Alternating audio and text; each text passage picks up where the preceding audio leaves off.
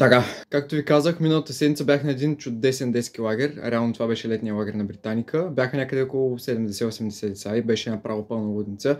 Но за сметка на това много яко си изкарахме. Там бяхме 4 скаути, съответно аз бях един от тях, като ние им правихме доста голяма част от забавленията. Например, правихме им въжен тролей, правихме им слаклайн, учихме как да връзват възли, правиха някакви други по-екстремни работи. Като всички много се изкефиха, поставих задачи на децата, те много яко се справяха, бяха супер надъхани, бяха супер жизнени и честно казвам на мене много голямо и силно впечатление ми направи, че абсолютно всяко едно дете беше естествено.